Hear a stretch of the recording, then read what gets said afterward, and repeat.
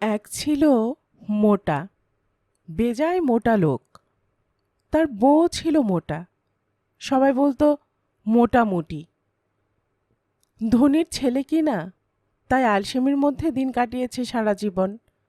ফলে মেদ বৃদ্ধি পেয়েছে দিনের পর দিন।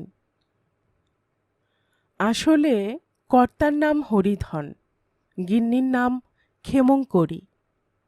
কিন্তু মোটামুটি নামের আড়ালে তাদের আসল নাম কবে হারিয়ে গেছে। টাকার দিক থেকে হরিধন ছিল এক্কেবারে সলিড, মোটা টাকার মালিক। শরীরের সঙ্গে সামঞ্জস্য রেখে মাথাটাও তৈরি, যাকে বলে মোটা মাথার মালিক।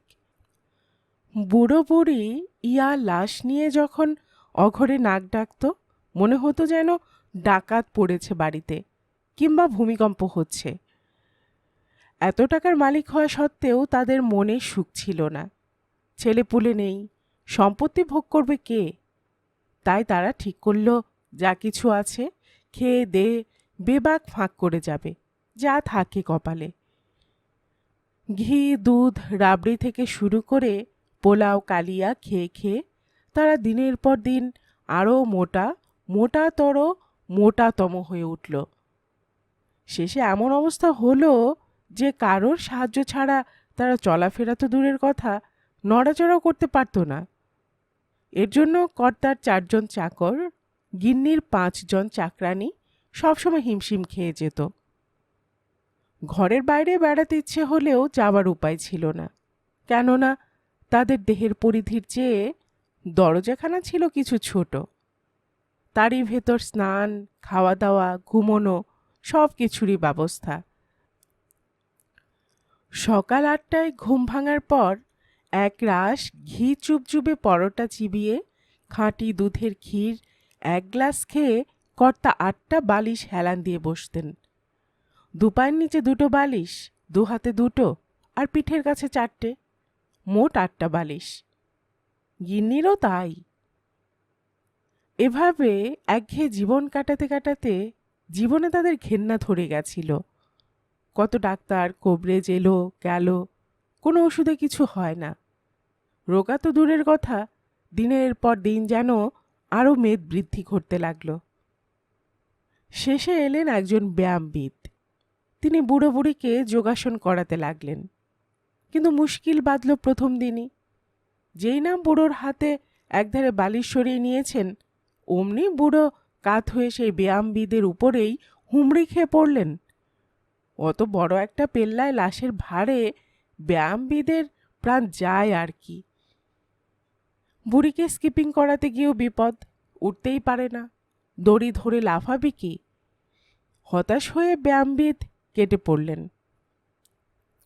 বুড়োর গায়ে ছিল একটা ফতুয়া, তাতে 4 ইঞ্চি অন্তর 1, 2, 3, 4 করে নম্বর দেওয়া থাকতো। গরমের দিনে গা চুলকালে বুড়ো ইঙ্গিত করত, আর সেই নম্বর চুলকে দিত চাকরেরা। এছাড়া উপায় ছিল না। একদিন বিকেলে বুড়ো বলল বুড়িকে, কিসের যেন পচা গন্ধ পাচ্ছি। চাকর চাকরানি বিছানা আতিপাতি করে খুঁজল, কিন্তু না, কোথাও কিছু নেই। মরা জন্তু জানোয়ার তো দূরের কথা। পরদিন অবস্থা আরও খারাপ, আরও পচা গন্ধে ঘর ভরে গেছে, টেকা দুঃসাধ্য। শেষে বুড়োর ফতুয়া খুলে দেখা গেল, ইয়া বড় একটা বিছে মরেছে ভুঁড়ির ভাঁজে, সেটাই পচে দুর্গন্ধ ছড়াচ্ছে। এমনিভাবে দিন যায়। ওদের বড় কষ্ট। গরমের দিন এলো, রাত দিন পাখা চালিয়েও ঘাম বন্ধ হয় না। শেষে ওরা ভেবেচিন্তে ঠিক করলো, ওরা উঁচু পাহাড়ে জায়গায় চলে যাবে। টাকার তো অভাব নেই, যেই ভাবা সেই কাজ। ওদের জন্য পাহাড়ের এক জায়গায় ঘর নেওয়া হলো। কিন্তু ফ্যাসাদ বাঁধল যাবার দিন।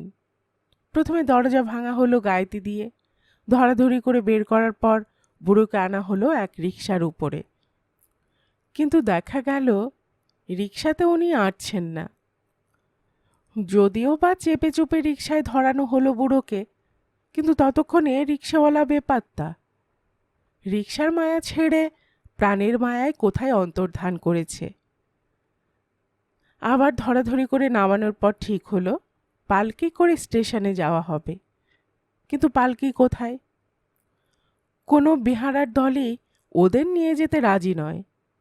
ঘোড়ার গাড়ির কোচোয়ানও নয়, এমনকি ট্যাক্সিওয়ালাও নয়। এ তো ভারী ফ্যাসাং। এইসব ব্যাপার স্যাপার যখন চলেছে তখন এক চাকর কিন্তু বসে বসে ভাবছে গালে হাত দিয়ে। ওদের সবচেয়ে পুরনো চাকর। ভাবতে ভাবতে তার মাথায় এক বুদ্ধি খেলে গেল। সে অন্য চাকর আর চাকরানীদের ডেকে নিয়ে গেল বাড়ির সামনের গাছতলায়। ফিসফিস করে কী সব পরামর্শ হলো। তাহলে তোমরা সবাই রাজি তো? চাকরটি জিজ্ঞেস করে। হ্যাঁ রাজি, তবে দেখো আমরা যেন শেষে চাকরিটা না হারাই। সে ভার আমার উপর ছেড়ে দাও। গাছতলা থেকে ফিরে ওরা দাঁড়ালো সবাই বুড়ো বুড়িকে ঘিরে। এত বড় একটা হুজ্জত গেছে দেহের উপর দিয়ে, তাই বুড়ো বুড়ির খিদে পেয়েছে। বলল, ওরে তোরা খেতে দিচ্ছিস না কেন? সঙ্গে সঙ্গে সেই চাকরটা বলল, তোরা আবার খাবি কি? কচু পোড়া খা। কি? বুড়ো বুড়ি যেন আকাশ থেকে পড়ল। আমাদের চাকর হয়ে আমাদেরই এত বড় কথা বললি? বিষম রেগে বুড়ো বুড়ি উঠতে চায়, কিন্তু পারে না। পড়ে যায় কাত হয়ে কাতরাতে থাকে। কেউই যায় না তাদের তুলে সোজা করতে। ক্রমে বেলা বাড়ে। বুড়ো বুড়ির খিদেয় পেট চো চো করছে। তবু শত অনুরোধেও কেউ তাদের খেতে দিল না। অধিক কি বুড়ো বুড়িকে দেখিয়ে দেখিয়ে তাদের দুজনের খাবার ওরা আয়েশ করে সবাই খেয়ে চলল। বুড়ো যত শাসায়, তোদের চাকরি খতম।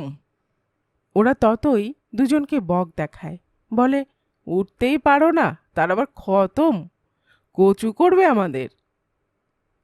এইভাবে দুদিন কেটে গেল। খিদের চোটে ওরা জাগে, খিদে নিয়েই ওরা ঘুমোয়।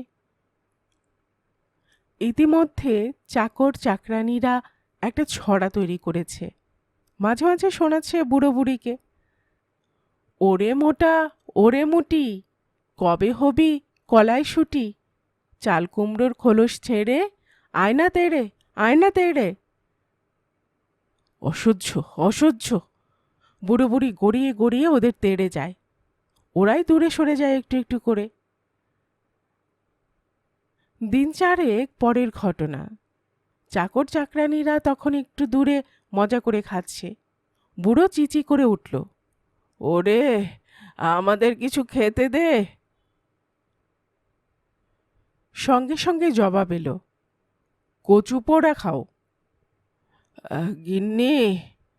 দুরন্ত রোগে ও দুঃখে বুড়ো এবার চেঁচে করে উঠল, আর যে সহ্য হয় না। এরা আমাদেরই খেয়ে পড়ে মানুষ, আর আমাদেরই কিনা অপমান করছে। এর চেয়ে মৃত্যু ভালো।